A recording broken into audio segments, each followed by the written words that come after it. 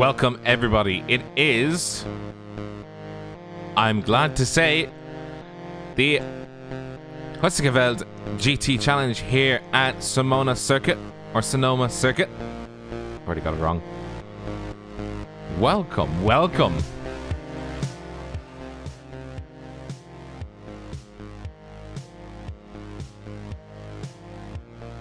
It's a pretty sunny track, isn't it?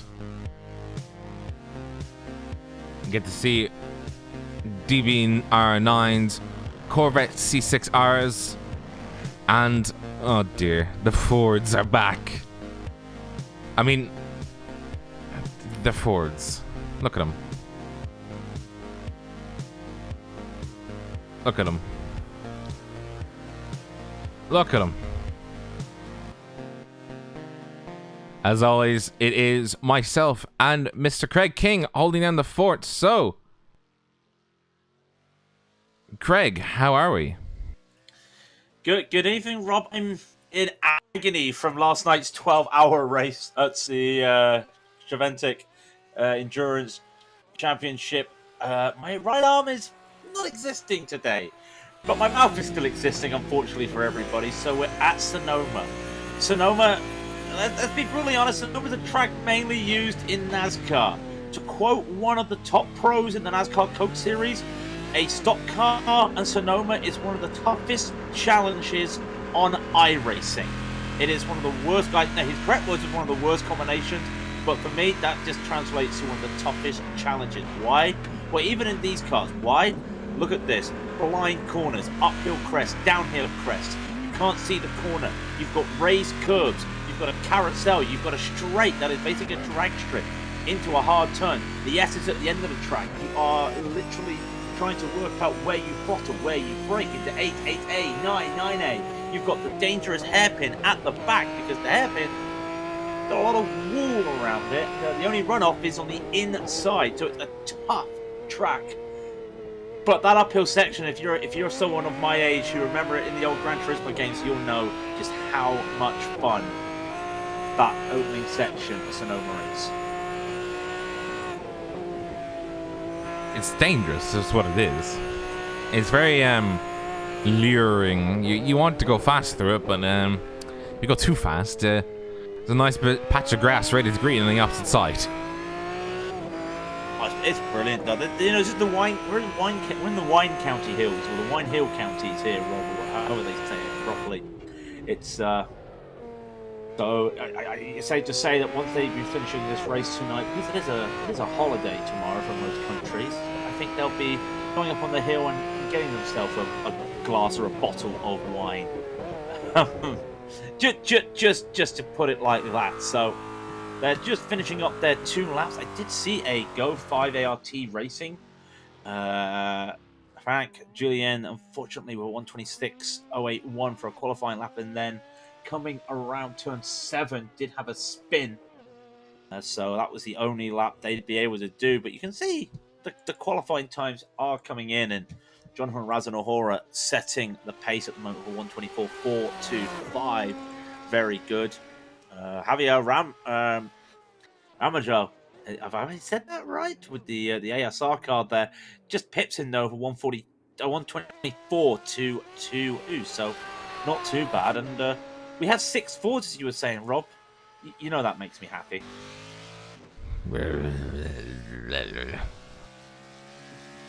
I know. Shout out to Robert Murphy, though. Shout out to Robert Murphy, though, because I'm pretty sure he was doing that 12-hour race last night in a TCR. So he's gone from the insane ability of a rear-wheel drive car at Spa to taking an old car like this, the GT2, the Ford GT2, around Sonoma, which must be really struggling around there. He's just setting his last lap, and it's not going to be fast enough, so he's going to remain P4. And I think Sylvain Moraine is the last car to set a lap out there. So I'm just looking, Rob. I think everybody's set a lap time, but we do have. Well, we have 8. We have a minute remaining. We'll go over the qualifying times, as everybody has indeed qualified. I think the people that are on track right now are getting their extra practice laps before they actually do go racing. So it will be Mr. Ramajo with a 1:24.222 in pole position in the Aston Martin DBR9. It's a stacked field. Let's just put it that way. Raidillon in a 1:24.426 era, with Matthew Herman not too far behind. Fabian Menentry with a 1:24.594. Justin Hayes with a 1:24.608. Cavalier with a 1:24.672. Provost with a 1:24.790. Dan Muller, welcome back, with a 1:24.802. Gabillon with a 1:24.992. So last of the 1:24s battle with a 1:25.334. Paraday with a 1:25.420. Sylvain Moraine with a 1:25.455 or 445, correction. Marino with a 1:25.542. Julien with a 1:26.081 in 14th. Blay in 15th with a 1:26.170. And Mr. Brown, I think that is Gary Brown, with a 1:26.499 for the last of those who actually did qualify in GT1 to GT2. Thomas Ferrier with a 1:27.819. Miller with a 1:28.495 in second. Ethan Bass with a 1:28.584 in third. Robert T. Murphy with a 1:28.824. Sam Whitaker with a 1:29.136 in fifth. Dawes in sixth in 1:30.572 territory. And finally, Bushell back to GT1 with a 1:31.886. And a full pace lap. We've got Thomas Blankenship as well, non-qualifier at the back of the GT2s. Anthony Carter, a non-qualifier at the back of the GT1s. Now, Rob, Dustin Dawes has got a special livery, and it's safe to say this feels like a Formula 1 race, because we've got the pace car at the front of the field, and we've got a pace car at the back of the field, thanks to Dustin Dawes. I just have to get that out there. Where's Dawes? Where's Dawes at? Right at the back of the field, and you'll see. Fantastic just to see the safety car at the back of the field. Hang on a minute. Oh no. Oh no. Dustin Dawes. I gotta give a shout out to Mr. Dawes, because he does a lot of these. We have a laugh and go, oh no, a lot of these meme and gimmicky liveries. But he's come up with some really clever ones that are just like, it's serious enough but still a meme. And a lot of them are the safety car liveries he does. And he's done it on the GT2. He's done it on a couple cars. He's done it on some stock cars, and I use his livery for the Xfinities. That's where I know know him from. He's done some also good ones. He's done, now you know Dale Earnhardt, right? You know his car. Yes. That's the classic number 3. Now, what if you took that and Japanesed it? Or, you know, made it in the style of something from Japan. He did that. Oh yeah, I remember that. That is the type of thing he does. So, but anyway, they're coming around the pace flat now. A lot of people may not know Sonoma. Very popular track in the IMPC series at the moment. Now that's there. Again, also a track used in NASCAR, but actually, to be fair, the participation very low. So they've come up to turn 1, they've come around to turn 2, and they come down this little crest right now to the full pace. I'd love to do it. Down this little crest, into turn 3, and then up to 3A. Remember, Americans, the numbering is done for Marshall points. Down this little crest, you don't go down the classic chute like in NASCAR. Around this tight, it's really hard. You can see the runoff's not there. This is the hairpin, turn 4, into this little bit of turn 5 here. You can take it flat out, but look how much runoff you've got. You haven't got a lot, and you're almost braking at full speed over this hump for the Carousel, turn 6. And, well, you've got long runoff to your right. To your left, you've got a massive bank that could cause damage onto the drag strip here, this long straight. Yeah, it is a drag strip. And they will take a quick shout to the left. Now, in IndyCar, you go straight on here. But we're not using the IndyCar layouts here. You go to the left and then into turn 7. And there is a 7A, but they don't use that again. That is IndyCar. So into 7 they go. And you think it's an apex. You think it's an apex hairpin, it's a double apex. And you can see how wide it is. Look at the speed they've got there. They'll come down for these S's. And I was saying to start here, some of these you can take full speed, then you've got to brake. Here, these little kinks, you've got to go here. And then you come into turn 8, and you really got to be off the throttle quite a bit here for turn 8. Get yourself set up wide as you can to then sweep back in for turn 9. That was 8A, by the way. Again, another 8A and B, A corner there. Into turn 9 and 9A, and before they hit turn 10, down to the hairpin. Now, chaos will happen at the hairpin. Simply put, chaos will happen at the hairpin. And to the left is the pit entry. So let's hope no one needs to take some repairs today. This is Raidillon TV, the only corner you need. With the pace car darting in, Rob's going to take you away. I am absolutely out of my element. This is going to be Javier Ramajo's race to start, and that is Heusinkveld, and he's gone. He's absolutely charged fourth past every single one of them. He was holding them up intentionally to try and make sure that they weren't pulling any funny surprises on him, and he has already gotten an absolute lead over Matthew Herman and Fabian Meneggi. Oh my word! There's a crash gone off. That is Frederick, no correction, that's not Frederick Gabion. That's going to be a Justin Hayes. Yes, Justin Hayes has gone off. Justin Hayes is gone. He's already been absolutely hit on the side. I think there was a bit of a squeeze coming up into the second corner. More chaos! More chaos! More chaos at the back of the field. There's been a spin. It's been a spin, and that's Hayes also taken out again. Gary Brown having a little bit of a moment, get caught by Marino at the top of the hill. A couple of cars get through, but unfortunately Hayes, unable to see it, goes into the GT2s. Do get around, but unfortunately not much you can do. You're just seeing that. Meanwhile, to Hayes, right at the back of the field, got the GT2s. How's the GT2s getting on, by the way? Even Bass has just had a monster start, leading the way at the moment. He basically got a GT1 of Baez right beside him. Thomas Ferrier, the leader, is trying to get around him. You can say it's a bit of a bookmark that Thomas Whittaker for the GT2 has had to tow as the GT1s are starting finishing their first lap. I mean, what a launch off from Ramajo. What a launch. I'm out of words for that start. It is going to be GT2s in a field of their own, and they're currently battling it out. That is going to be Thomas Ferrier after starting qualifying so well. He's going to be stuck behind Reid Miller, and that is Murphy looking to see if he can sneak up into third. He's looking at it now, and I'd say he's licking his lips, and he's saying, "Oh, let's get some of this, please. Oh, let me get some of this." But he is going to have one very tricky car to drive with. These cars, you just hear, by the way, when they're going up the hill, on board with Mr. Robert Murphy, they actually do gain air.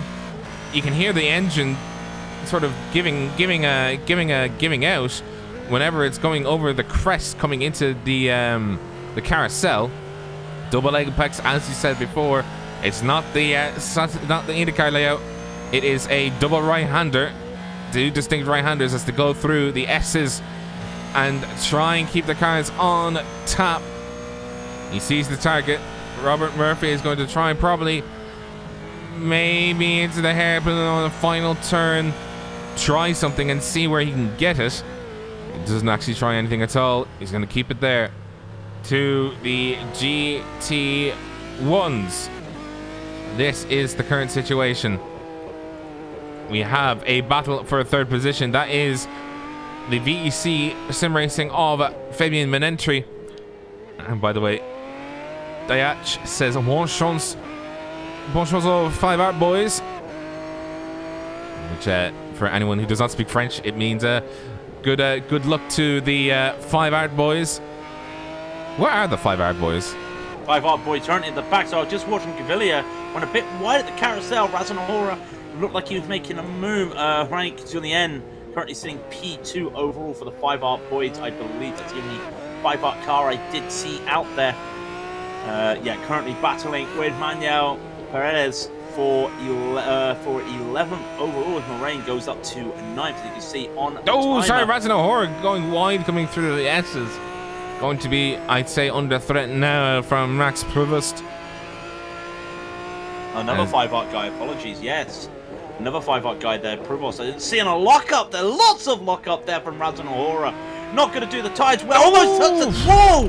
How he did not get that wall, I have no idea there, but it does set Provost up for a little bit of a move. It's going to be risky up the hill, but he may look for it into turn 1. You can't do anything. You can see the backsliding, and turn 2 would have been the place, but you've got to be side by side if you want to make a move up these hills. So maybe down into turn 4, maybe if he gets there, you can see the car's loose, but he's got the control, unlike Raidillon is just not enjoying it out there at the moment, but finally gets his bearings right, and he's just starting to think about pull away as they come down to the carousel. He is sliding around a lot.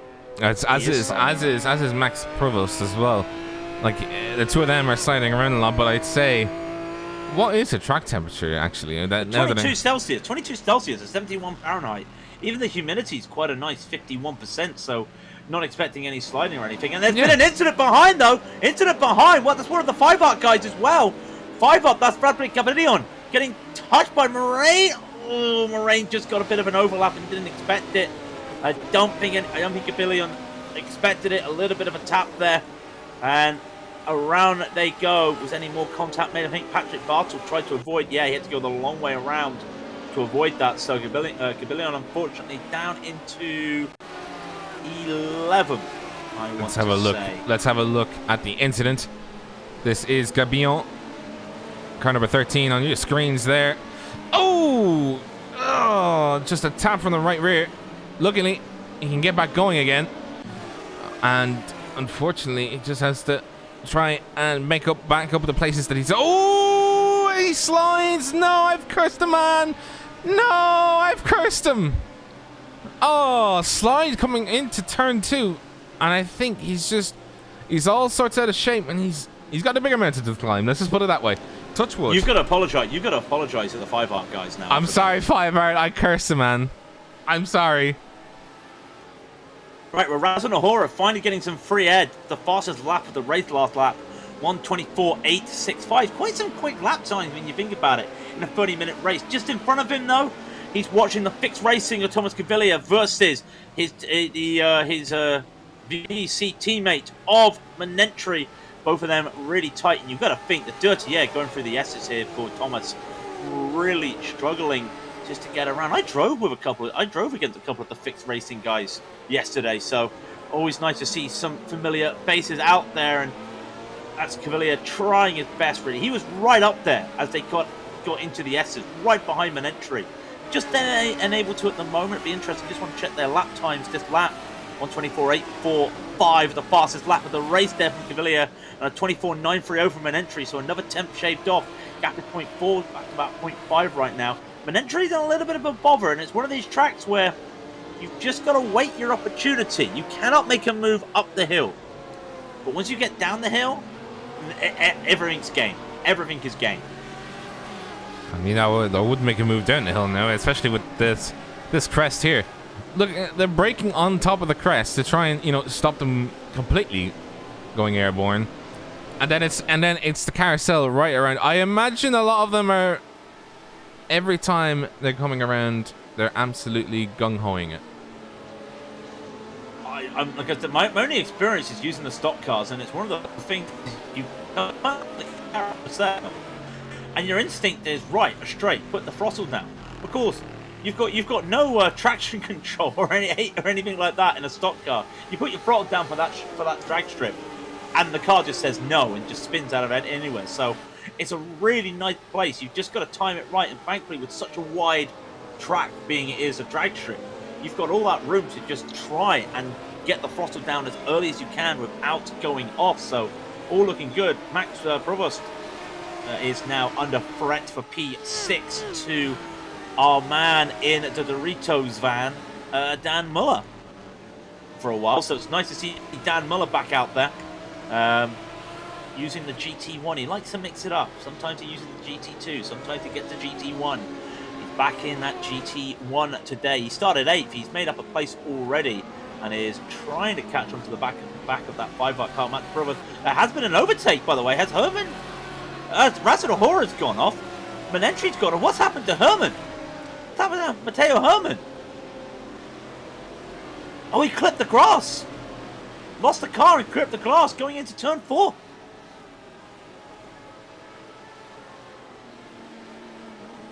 Unfortunately, Matteo Herman now down to P4. Manentri will be P2 now, and he's battling Thomas Gavilia, still battling his fixed racing opposition there. Gap is half a second between the two of them. That would be for P2 overall. Raidillon is now going to be battling his own teammate there. Different teams, but still the same team, if you know what I mean. One drives for VC Red, the other one looks like they drive for another team for VC, but Herman versus Raidillon is a battle. Nice little battles everywhere down the field at the moment. We've got 20 minutes remaining. We've got this battle for P2. Manentri versus Gavilia. We've got the battle for P3, P4 and 5. That's Herman, Raidillon, P6 and 7. Provost and Muller. Even 8th and 9th. Moraine and Bartel is still a battle, and you look at the GT2s. Ethan Bass is still holding off Reed Miller. Bass making up 2 places. Ferrier going down 2 places to start the race.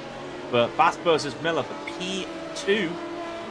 Ferrier just trying to catch up there, as is Robert Murphy. These GT2s are pretty evenly matched out there today.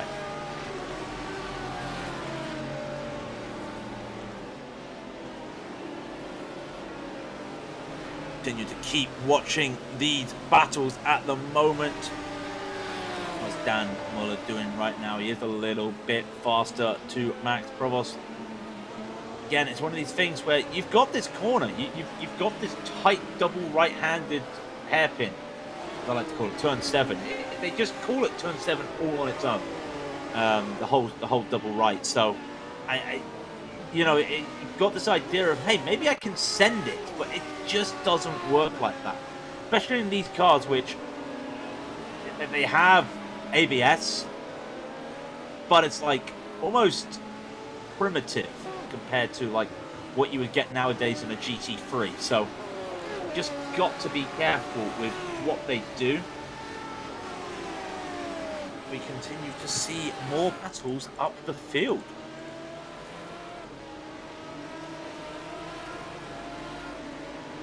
So, 18 minutes gone.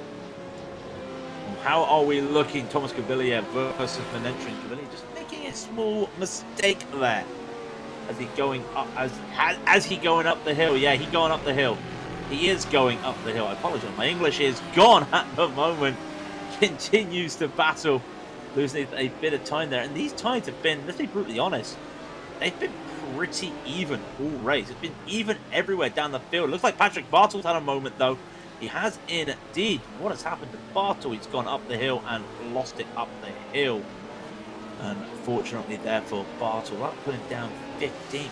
He's gone off again. He's gone off again right now as Bartel. So, just make sure. I always look at the rear of the rear of the GT1 field, just because, any gaps, and if they close any gaps, then they've got to deal with that GT2s, and the GT2's got to deal with them. So, it is tough out there at the moment.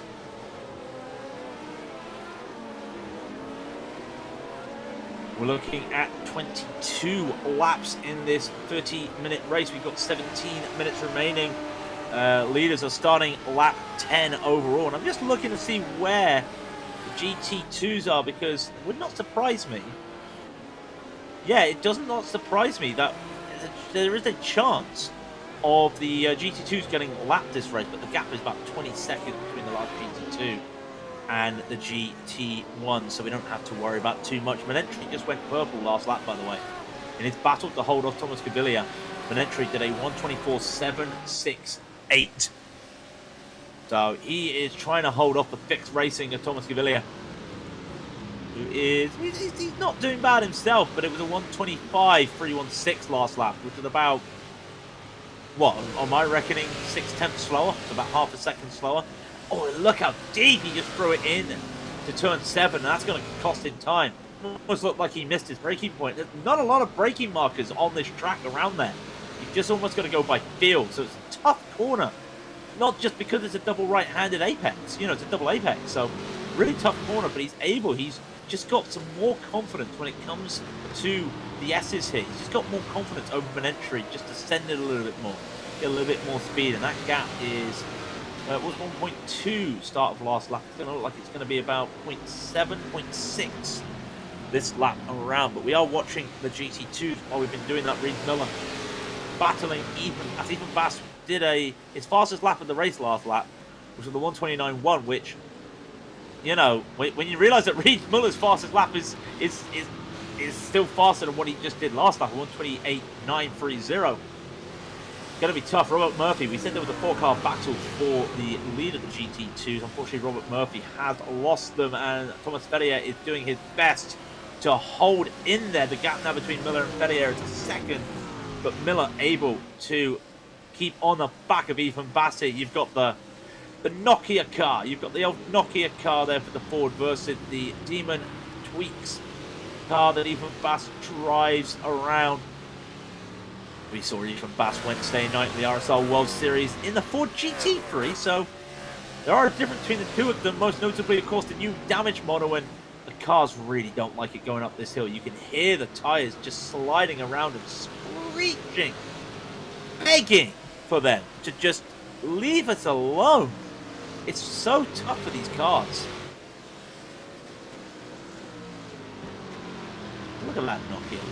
Look at it. It's other phone manufacturers are available, of course, and you can see how much Miller holds on to the inside there. As you can see, he just holds on to the inside through those corners and not as much, knowing that any further and he's going to be clipping the grass, he's going to be losing time, but he is matching Ethan Bass's lap times. 9.1 versus the 29.061 for Miller there last lap. So keeping up, 14 minutes remaining.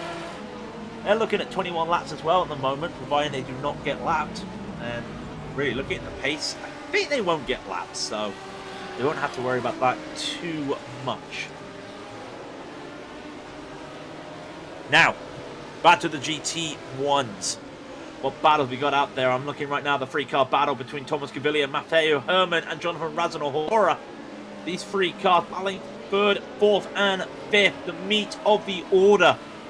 Gavilia had to hold off Herman, as Herman almost had a chance there to just send it into turn 7, using all that straight to the buzzer. And I say that, I've cursed the man, and Herman just clips the gravel a little bit there through the S, and I think that was 8A. 8A going into 9, and Razanahora had to make an adjustment as well, so just losing time there. Gavilia losing time now to Manentry. Manentry's just out of there at the moment, so Gavilia just hoping for the best. For the 5-art guys, Bonsoir, Max Robos is still in P6. Julian is up to 11th after a couple excursions. So they are doing well, and of course Gavilia still there in the unlucky 13th. So unfortunately, that's the way that is going at the moment.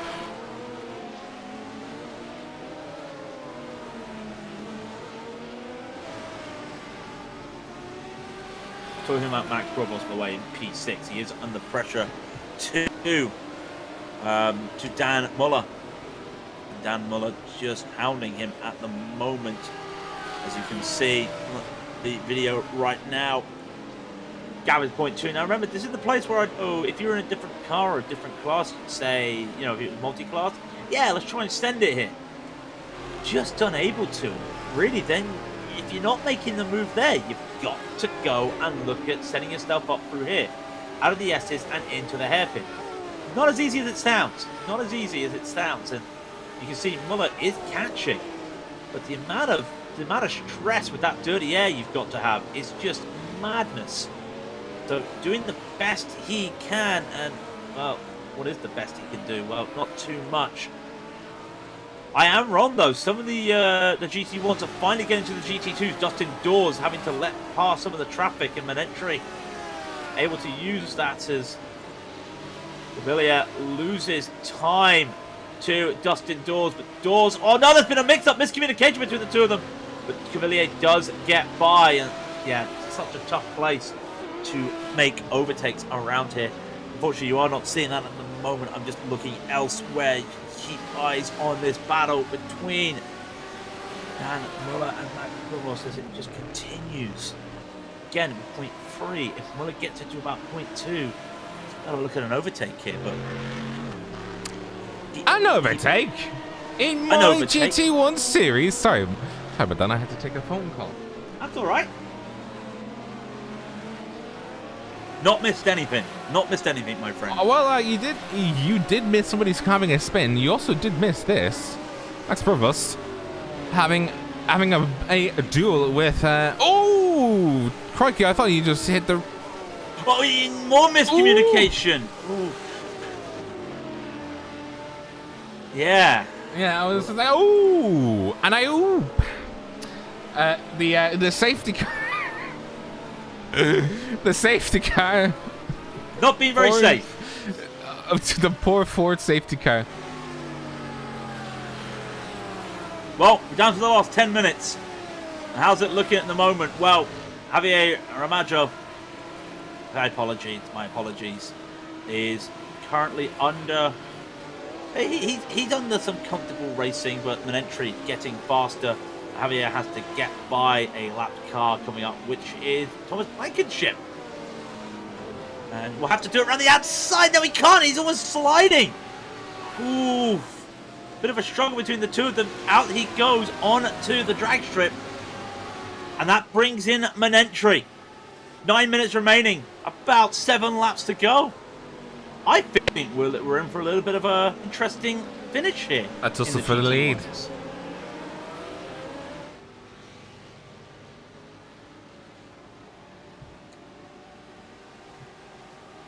I mean, look at the gaps right now. Look at the gaps.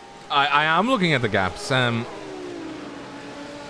Javier Ramaggio versus Manentry. Manentry has actually been faster than the car number 9 on the last lap. He's actually also posted the... no, he hasn't. He's actually the second fastest car with the car with the second fastest lap time this session. 18 cars started this race. We are down to 15 on the lead lap. And there are, well, there's actually quite a lot of battles. There's a battle for first. There's a battle for third. There's a battle for sixth. And I just keep seeing the Doritos car. And there's a battle for the lead of the GT1s. GT2, sorry. Great battles everywhere. For a track that is seldom used outside of stock car racing and production car racing, it's producing some fantastic battles today.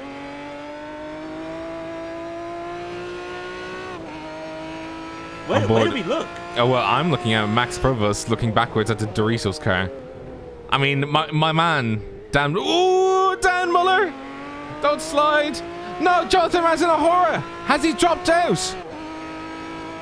Not again! No! Not again! No, I just seen him on the relative. He's gone to 0 and his car is no longer there. No!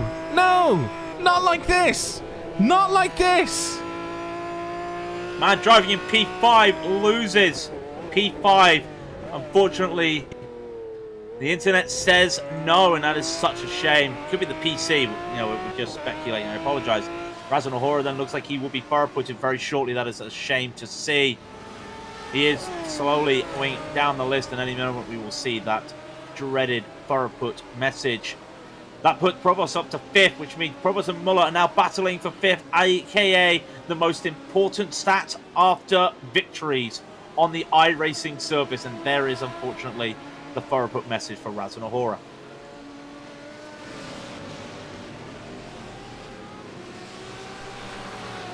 You hate to see it. You hate to see it. 6 minutes to go in the race. And, yeah. Continue. And yeah. Max Provost now moves up into P5, so now it is a battle for P1, P3, and P5.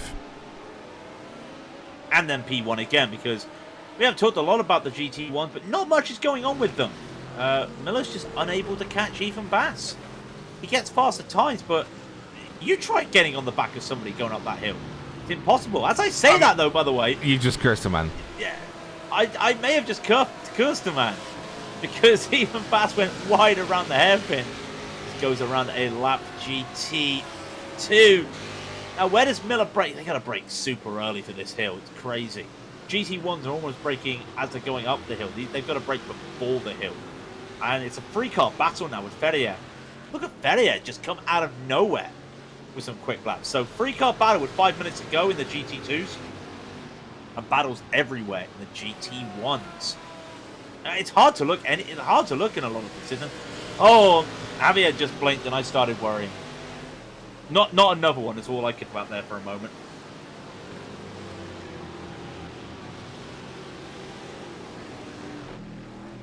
So, Manentry. Just keeping my eyes on Manentry right now. He had a opportunity to overtake at the carousel, couldn't. And remember how I was saying earlier how you can get early on the throttle early out of the carousel because of the long straights of the drag strip. You can see that with Javier. He's just taking the rumble strips earlier, which means he's getting on the throttle earlier, and it does help. But now comes lap traffic in the form of a GT2 called Seth Whittaker. Both drivers going off there at 8 and into 9, and now 10 they go. Now, does Javier do a bookmark here? It's gonna be rare to see a bookmark in a GT challenge race. Not worked out for him. It's such a wide hairpin. The space was there for the lap car to go through. Javier Ramadro, unfortunately, unable to get a gap between him and Fabian Manentry with 4 minutes remaining. Maybe now. No, he's not able to. He's not able to, and he's broke so early. He was not ready for that GT2. And this could be the moment that Manentry needs right now. Robert Murphy trying to let them through, but it's hard to let anyone through around here. Finally lets them through going up the hill. Down into turn 3 they go. Over the crest, down into turn 4. Gap is 0.4 of a second. It was the closest point at one stage. A little bit sliding there from Javier as they come around now. Up to turn 5. Down they come over the crest into turn 6. Manentry looking for a move here. Not able to get it. That is such a tough place to make a move. He still follows onto the back of Javier. Can Javier hold on to this? He holds on. He holds on by the gap still. 0.2. There's no chance for a send here. And Manentry knows it. Reset. Rewind. Reload. Whatever the rewords you want to use. Manentry has to get this done. There's only 3 laps after this, I think. By my reckoning, it is going to be 3 laps after this one, with the amount of time left. He's looking for it. Look at it. He's looking for it. He's looking on the outside in the hairpin, see. though. It's going to slow him down unless he's going in for the over-under, but he can't do it. Like, the hairpin is just... The way the hairpin goes, it's not conducive to me. And look at what's happening. They're caught up to the battle for the lead in GT2. So this is going to be... And not only that, look what's happening behind them. Because while they're battling, P3 and P4, Thomas Cavilla and Matteo Herman are catching them. This could be a ram... this could be chaos. Because we're about to see 7 cars battle for 2 victory positions in both classes right now. It's going to be tough. And is there a bookmark here? Ferrier now loses out on that battle for the lead of the GT2s because of what happened. They will not get past these 2 GT2s right here. And then comes the question, do they get held up at the S's?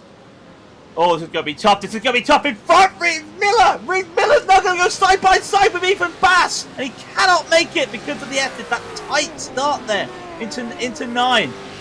And yes, the GT1s are held up. And Thomas Cavilla has said bonsoir. He's right there with him. Manentry trying to find a place around. They're going to both of them get around Reed Miller. This might set up Manentry for a move. And the defense now from Javier Ramadro.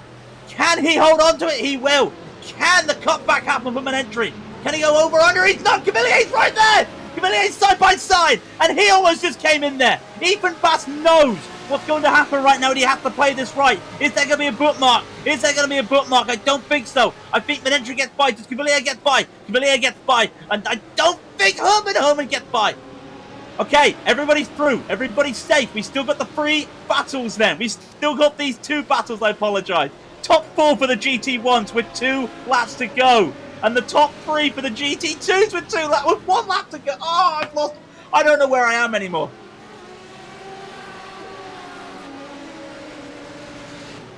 Wow, this is fun.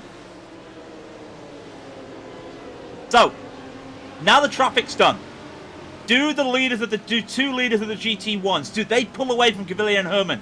Well, they got the slipstream. And if Manentri is still going to be battling with Javier Alonso, I don't know.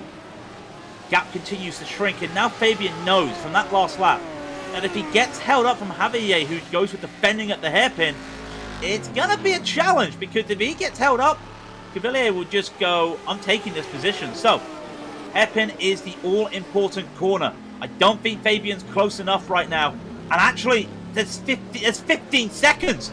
It's 15 seconds. Javier could slow down here. 12 seconds, 10 seconds. Are they going to make it? Are they going to do another lap? 7, 6 seconds. 5, they cross the line with 4 seconds left on the clock. White flag flies. Wow. This is it. Wow. Sorry, yeah, this is it. I'm at a loss for words here. I'm trying to find the right superlatives here, because we could see chaos right now. Manentri cannot find a way around. You can see the car sliding, trying to find a way around Javier. And he knows that one mistake and Gaviria right behind him, Thomas, will just pounce. Look how early Javier gets on the throttle. You can see Manentri trying that. He's clipped the grass. He may lose P2 here. Gaviria will have to try and go around the outside. It's not going to work, and he's almost going to compromise himself for P3. Madness. Into the S's they go right now. The gap is now 0.7. I think Javier Romano is going to hold on to this right now. I think that little mistake there from Manentri might have just cost him onto the grass again. He's losing time, Manentri. Javier Moranjo will, providing he doesn't make a mistake at the end here. Looks like he'll be taking the lead and the win. To the hairpin he goes. And the Astor Sim Racing Aston Martin will take victory at Sonoma. Fabio Manentri just couldn't get, he didn't have the time. There was just no more time for him. He will take P2. Thomas Gaviria will take 3rd. Herman will take 4th. And look at Ethan Bass. He just holds off Reeves Muller for the victory in the GT2s. Max Provost, by the way, lost 2 positions out of absolutely nowhere, and his teammate, Frank Julien, had an engine blown. So unfortunately, the 5 Arts at the end of it definitely lost out. I think just not their lucky day today. So they'll have to regroup and try again. But it is now time. I'll leave you to go over the race results. Oh, I told my friend I was going to make a mockery of these names, but I apologize once again. Javier Romano will take the victory. Started pole, finishes in the lead after that great battle at the end there with Fabio Manentri, who comes home in P2 for VEC. Thomas Gaviria with a great P3 for the Fixed Racing guys. And Matteo Herman a 4th as well for VEC. Dan Muller got up to 5th, made up 3 positions overall to get 5th, and Sylvian Moraine 6 positions. Takes home a P6. Max Provost for the 5 Art guys will come in 7th. Manuel Perez, very quiet race, but finishes in 8th. Lucas Marino finishes in 9th. And then Frederic Raidillon, unfortunately, did not have not at the best of days. Finishes in 10th, as so with Justin Hayes, finishes 11th. Jacqueline Blaise will be 12th, and Patrick Bartle will be 13th, who carried damage from the start of the race, really, with a little bit of a bent rear and splitter. Ethan Bass wins the GT2s. Great battle up the field, takes 2 positions, and just gets that victory, just beating Reed Muller by 0.3 of a second. Thomas Ferrier, what could have been, started pole, but finishes in 3rd, and Robert Murphy will be 4th. I just realised they're having a bit of demolition derby down there at the moment, the GT2s. Robert Murphy will come home in 4th, and Thomas Blankenship will be 5th. Dustin Dawes, the safety car, not looking very safe at the moment, getting in that little demolition derby fun at the end of the race. Will finish 6th overall for the GT2s. Charles Marshall finished 2 laps down. Frank Julien with that engine blown for 5 arts was 3 laps down. Jonathan Razanahora, unfortunately, furrow-putted 7 laps down. Steph Whittaker for the GT2s, 8 laps down. Gary Brown also 8 laps down, but the GT1. And Anthony Carter was 14 laps down. It was a good race, wasn't it, around Sonoma? That I was liked it. Like I said, for a track that's only used in stock cars, into Pilot Series, and then really production cars. I think the production cars come around. For such a track which doesn't get a lot of use, it does produce some fantastic driving. And you can just see how these were probably the limit of the cars that you could take around here. And it was just some great safe driving, just waiting for the right opportunities. There were opportunities, but the defending was just brilliant by, Javier, from Ethan Bass, from Manentry, Provost and Dan Muller as well. Some good defending as well. Got to get the 5-heart guys there. Definitely Provost was doing some nice defending when he had to defend Muller. So great defending by everybody, really. Fantastic race. But that's it for the night. It is indeed, yeah. It all, as I say, all good things have to come to an end, unfortunately. But, it is going to be end of the week for us. We're off tomorrow. I think everybody's off tomorrow except for us. No, we're not. Well, we're not. Well, off as in like normal work, but Oh right, I was gonna say. We are back with the finale of the Super Trofeo Series on Monday, and the finale of the RSR World Series on Wednesday. Then on Friday, more EASS, and next week is the major series around. I was going to say North Wilkesboro, but it's not North Wilkesboro, is it? No, North Wilkesboro though next weekend for the iRacing Throwback Cup. But we are here Sunday on the major series, the Musket 250. It's Boston Raceway in Tour Modifieds. That is something Rob knows nothing about, and I know a teeny weeny little bit. So I might have to get some research done for that. So that should be fun. I think all of us need. I think the both of us do. But until then, if you like the stream, click like and subscribe to Raidillon TV here. Follow us on Facebook, Twitter, Instagram. Consider becoming a member of the channel by clicking the join button down below. 3 tiers, so it's very easy way of entry. Get some emotes to spam in the chat when your favorite racer is doing well or when something bad happens on track. As always. But that is our schedule for the next week. Enjoy the rest of your Easter. Oh, bang, bang, bang, bang, bang, bang. Don't forget also a link to our Discord underneath the video, and once again trackcams22.com providing us the fantastic cameras. Oh yeah, absolutely, yeah. They were very much welcome for Sonoma, because the last time we were here I didn't actually run them by accident. But we'll leave it at that. Until tomorrow night for the Super Trofeo Series, I have been Robert O'Brien. And I have been Craig King. And this is Raidillon TV, the only corner you need. Good evening, ladies and gentlemen.